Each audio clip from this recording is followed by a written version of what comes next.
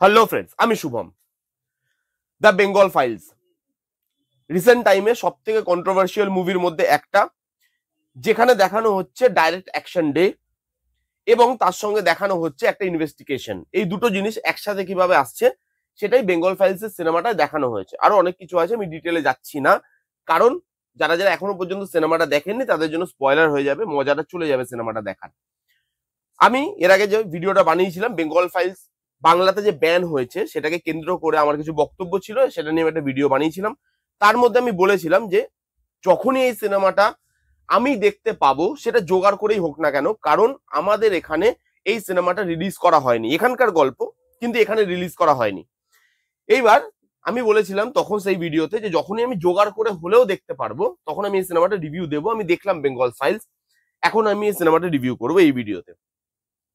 এই সিনেমাটা কেন ব্যান করা হলো, সত্যি কথা বলছি সিনেমাটা দেখার পরও আমি বুঝতে পারলাম না। যতটা আমি বুঝি, যতটা আমি জানি, যতটা আমার বোধ বুদ্ধি আছে, এই সিনেমাটার মধ্যে এমন কিছু ছিল না যেটা আমার মনে হয়েছে যে এই সিনেমাটাকে ব্যান হতে হতো।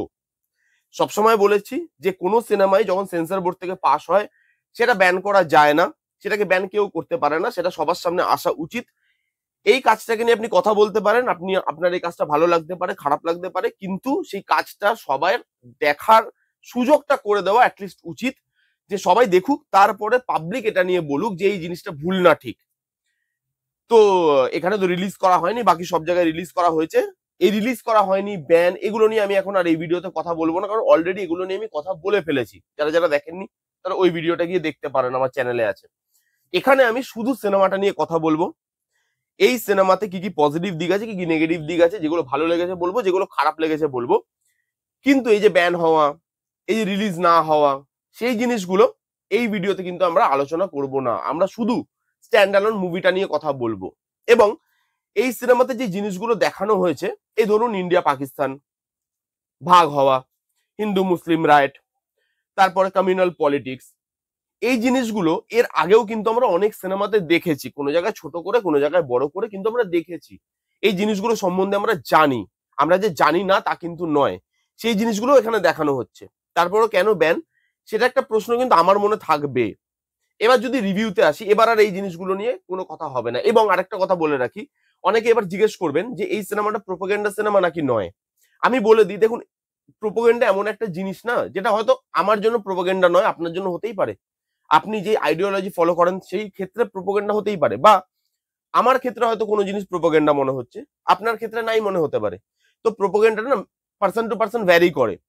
এটা আমি দর্শকদের ওপর ছেড়ে দিলাম, যে যেরকম ভাবে সিনেমাটাকে দেখবে, যে যেরকম মানে তার শিক্ষা দিয়ে সিনেমাটাকে দেখবে, তার বোধ বুদ্ধি দিয়ে সিনেমাটা দেখবে, তার কাছে সেটা প্রোপাগান্ডা বা প্রোপাগান্ডা নয়। এটা পুরোপুরি সেই দর্শকের ওপর, যেই দর্শক এই সিনেমাটাকে দেখছে। তাই জন্য আমি এখানে এই সিনেমাটাকে প্রোপাগান্ডা বা প্রোপাগান্ডা নয় সেই হিসাবে কোট আনকোট করতে চাইছি না।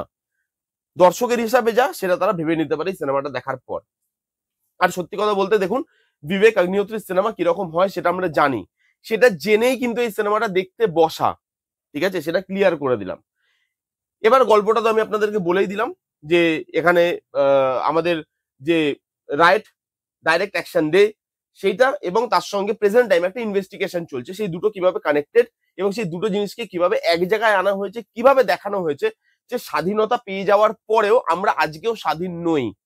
তো সেই স্বাধীনতার কি মানে, সেই জিনিসটাকে এখানে যেভাবে দেখানো হয়েছে সেটা নিয়েই গল্প, এবং সেই জিনিসটা কিন্তু ভালোভাবে উঠে আসে। সেই জিনিসটা কিন্তু দেখতে খারাপ লাগে না, সেই জিনিসটা ভালো। যেই অজানা গল্পটা বা কারোর কারোর কাছে জানা, সেই যে গল্পটাকে তুলে আনা হচ্ছে এবং দেখানো হচ্ছে যে আজকের দিনেও আমরা কিভাবে কমিউনাল পলিটিক্সের শিকার, সেই জিনিসটাকে যেভাবে দেখানো হচ্ছে সেই জিনিসটা ভালো লাগে। ওই যে বললাম এর আগেও আমরা দেখেছি, নতুন কিছু দেখাচ্ছে না, হ্যাঁ একটা অন্য ভাবে জিনিসটাকে দেখাচ্ছে, আরেকবার জিনিসটাকে দেখাচ্ছে, কিন্তু নতুন কিছু দেখাচ্ছে না। সেটা আমার মনে হয়েছে ভালো, খারাপ নয়, আপনার কিন্তু ভালো লাগবে দেখতে। আরেকটা যেটা পজিটিভ দিক সেটা হচ্ছে এখানে পারফরমেন্সেস প্রত্যেকের ভালো। এখানে সব থেকে ভালো যেটা আমার পারফরমেন্স লেগেছে না, সেটা হচ্ছে মিঠুন চক্রবর্তী। ছোট রোল, খুব ছোট রোল, কিন্তু সেই রোলে তিনি যে পারফরমেন্স দিয়েছে, তিনি যে ইমোশনালি কানেক্ট করতে পারে, আউটস্ট্যান্ডিং। প্রত্যেকে এখানে যতজন ছিল, আমি পার্টিকুলার কারোর নাম করছি না, প্রত্যেকে এখানে ভালো। ছোট থেকে ছোট রোল, বড় থেকে বড় রোল, হিরো হোক ভিলেন হোক, প্রত্যেকে তার জায়গায় অসাধারণ, জাস্ট অসাধারণ। এরপরে এখানে যেভাবে ভায়োলেন্সটাকে দেখানো হয়েছে সেটা জাস্টিফাইড, এমন না ভায়োলেন্সটা ফোর্সফুল বলে মনে হয়, কারণ সেই টাইমে যে জিনিসগুলো ঘটেছিল সেটা আমাদের আজকে শুনতে বা সিনেমাতে দেখতে গা ঘিনঘিন করে উঠছে। আমরা কখনো না কখনো আমাদের দিদিমা, দাদু, ঠাকুমা কারোর না কারোর কাছে এই গল্প, এই ভাগের গল্প আমরা শুনে এসছি। শুনতে দেখতে সেই জিনিসগুলো আমাদের অসুবিধা হচ্ছে, কিন্তু তাহলে ভেবে দেখুন সেই টাইমে মানুষজন সেই জিনিসটা কিভাবে সহ্য করেছে, মানুষের জীবন যাপনের মধ্যে সেটা মানে সেটা মিশে ছিল। প্রত্যেক দিনের ঝামেলা, প্রত্যেক দিনের এই আগুন লাগছে, খুন হয়ে যাচ্ছে, কত পরিবার তার নিজের লোককে হারিয়েছে, এই জিনিসগুলো তখনকার মানুষ প্রতিদিনের সেটা ব্যাপার ছিল তাদের কাছে। সেটা নিয়ে বেঁচে থাকা, সার্ভাইভ করা, সেই জিনিসটা তারা কিভাবে করেছে সেটা ভাবলেও এখন গায়ে কাটা দেয় যে তারা কি সহ্য করে এসছে। এবং সত্যি কথা বলছি, সেই ভায়োলেন্সটা এখানে দেখানো হয়েছে, ভায়োলেন্সে কোথাও কমতি আপনি পাবেন না যে না ভাই এখানে ভায়োলেন্সটা কোথাও কমিয়ে দেখিয়েছে, যেটা দরকার ছিল সেটা দেখিয়েছে, প্রপারলি দেখিয়েছে, লুক অ্যান্ড ফিলটা ভালো।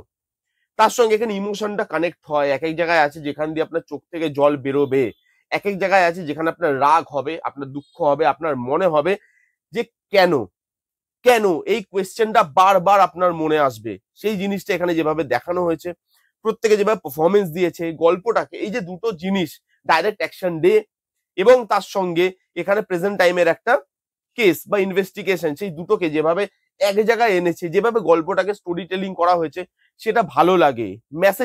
মেসেজিংটা ভালো। মেসেজিং এ আমার একটা প্রবলেম আছে বা আমার একটা নেগেটিভ দিকেও আছে মেসেজিং নিয়ে, কিন্তু মেসেজটা যেটা দিতে চাইছে সেটা আজকের দিনে রেলেভেন্ট। আপনি যদি ঠান্ডা মাথায় ভেবে দেখেন, খালি মাথায় ভেবে দেখেন, মাথাতে অন্য কিছু প্রেশার নিয়ে না ভাবেন জিনিসটাকে, তাহলে আপনি দেখতে পাবেন মেসেজিংটা আজকের দিনও রেলেভেন্ট, ভালো লাগে। এই ছিল মোটামুটি পজিটিভ দিক, লুক অ্যান্ড ফিল থেকে শুরু করে, ভায়োলেন্স থেকে শুরু করে, যেভাবে জিনিসটাকে লেখা হয়েছে, গল্পটা যেভাবে রাইটিং করা হয়েছে, যেভাবে দুটো ইনসিডেন্টকে এক জায়গায় নিয়ে আসা হয়েছে, সবার পারফরমেন্স থেকে শুরু করে যেভাবে স্ট্রং একটা বক্তব্য রাখে, সেই জিনিসগুলো কিন্তু বেশ ভালো।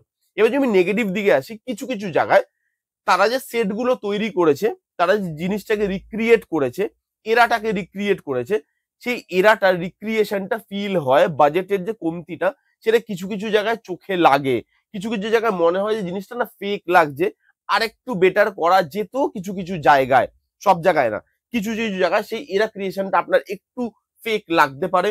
স্ট্রেচ লাগে সিনেমাটা, মাঝখানে সিনেমাটা অনেক জায়গায় কাটা যেত, 3.5 ঘন্টার সিনেমা, এই রানিং লেন্থটা এই সিনেমাটা ডিমান্ড করে না, আরো ছোট করা যেত সিনেমাটাকে, অন্তত 0.5 ঘন্টা 40 মিনিট অন্তত সিনেমাটাকে আরো শর্ট করা যেত, ক্রিস্প করা যেত, তার আমার মনে হয় আরো বেশি ভালো হতো। এখানে এই যে বলছিলাম, এই যে মেসেজিংটা দিচ্ছে সেটা না খুব ওভার দ্য ফেস, সেটা খুব চোখে আঙুল দিয়ে দেখানো হচ্ছে, যেখানে ধরুন মেসেজিংটার প্রয়োজন নেই সেখানেও তারা মেসেজটা ঢোকাচ্ছে এবং তারা দেখাতে চাইছে যে আমরা এটাই বলছি, এটাই শোনো তোমরা। এবং বিবেক অগ্নিহোত্রীর সিনেমাতে এরকম ধরনের জিনিসপত্র থাকে, নতুন কিছু নয়, তার জন্য আমি সারপ্রাইজ হইনি, কিন্তু সেই জায়গাটা আমার মনে হয়েছে মেসেজিংটা এত ওভার দ্য টপ বা মানে এত ওভার দ্য ফেস না হলেও বোধহয় ভালো হতো, একটু আন্ডারটোনে থাকলেও বোধহয় ভালো হতো, মানুষ বুঝতে পারতো, মানুষ জানে আপনি কি দেখাতে চাইছেন। তো সেখানে মেসেজিং একটু প্রবলেম আছে, কিছু কিছু জায়গায় সেট ডিজাইনে সেই প্রিমিয়ামনেসটা চলে যায় এবং মুভিটা স্ট্রেচ বলে মনে হয়, কিছু জায়গায় ড্র্যাগ করা হয়েছে, ইচ্ছা করে করা হয়েছে, এবং সেই জায়গাগুলো আপনার রিপিটেটিভ লাগে, একটু আপনার স্ট্রেচ লাগে। কিন্তু এই সিনেমাটা ভালো একটা সিনেমা, খারাপ সিনেমা আমি বলতে পারবো না। কি দিক থেকে, আমি এর অন্য জিনিসপত্রগুলোতে যাচ্ছি না, মেকিং এর দিক থেকে, কারণ সবসময় আপনি জানবেন আপনি বিবেক অগ্নিহোত্রীর সিনেমা নিয়ে কথা বলতে পারেন, আলোচনা করতে পারেন, কিন্তু বিবেক অগ্নিহোত্রীর সিনেমা সবসময় আপনাকে ভাবার একটা জায়গা দেয়, আপনাকে ভাবতে বাধ্য করে, এবং তিনি যেভাবে সিনেমা তৈরি করে তার যে মেকিং প্রসেস সেটা কিন্তু ভালো। সেই জিনিসটার মধ্যে তার ক্রাফটটা বোঝা যায় যে তিনি ফিল্ম মেকিংটা করতে জানে, সেই জিনিসটা কিন্তু আপনি বুঝতে পারবেন। মানে আপনার যদি তার সাবজেক্টটা ভালো নাও লাগে, তার বলার ধরনটা ভালো নাও লাগে, তবু আপনি বলতে পারবেন যে সে যেভাবে জিনিসটাকে বলছে বা তার প্রসেস, সেই জিনিসটাকে বলার যে প্রসেস, সেই জিনিসটা কিন্তু বিবেক অগ্নিহোত্রীর মধ্যে ক্রাফটটা আছে, তিনি দেখাতে পারেন। সেই দিক থেকে আমি বলবো সিনেমাটা ভালো একটা সিনেমা। হ্যাঁ, এরকম নয় যে মানে এই সিনেমার মতো আর কিছু দেখিনি, বা এই সিনেমাটা নতুন কিছু আমাদেরকে দেখিয়ে দিচ্ছে যেগুলো আজ অব্দি জানতোই না এই ভারতবর্ষের মানুষ, সেরকম কিছু দেখিয়ে দিচ্ছে, সেরকম জিনিসটা নয়। এবং ব্যান কেন করা হলো সেটারও আমার এখনো অব্দি, আমি এই সিনেমাটা দেখার পর আমি প্রশ্নটা, তার উত্তরটা পেলাম না এখনো অব্দি আমি। এই ছিল দ্য বেঙ্গল ফাইলস এর রিভিউ। আমি কথা দিয়েছিলাম আমি এই সিনেমাটা রিভিউ করব, আমি করলাম। হ্যাঁ, জোগাড় করেই করতে হয়েছে, তার জন্য সরি। কারণ আপনারা জানেন যে হলে এই সিনেমাটা রিলিজ করেনি এখানে, আর আমি এখানে থাকি। আমি অবভিয়াসলি দিল্লি বা মুম্বাইতে গিয়ে আমি এই সিনেমাটা দেখবো না, তো আমাকে জোগাড় করেই দেখতে হলো। দেখতে পারেন যখন এই সিনেমাটা ওটিটিতে আসবে, বা যাদের যাদের দেখার সুযোগ হবে পরে যদি এখানে হলে রিলিজ করে, বা যারা অন্য কোথাও গিয়ে দেখতে পারছেন তারা দেখুন, দেখে এসে কমেন্ট করে জানান যে আপনাদের কিরকম লাগলো। যারা যারা এখনো অব্দি দেখেননি, যান গিয়ে দেখুন, মানে দেখে নিন, কিভাবে দেখবেন জানি না, তাও যখন পারবেন তখন দেখে নেবেন, যখন আপনার মানে সুযোগ সুবিধা হবে। এই ছিল রিভিউ। কেমন লাগলো রিভিউটা জানাতে ভুলবেন না। ভালো লাগলে please give it a Thums up, like করবেন, কমেন্ট করবেন, শেয়ার করবেন, চ্যানেলটাকে মাস্ট সাবস্ক্রাইব করবেন। দেখা হচ্ছে নেক্সট কোনো ভিডিওতে, ততক্ষণ bye bye, take care and be safe.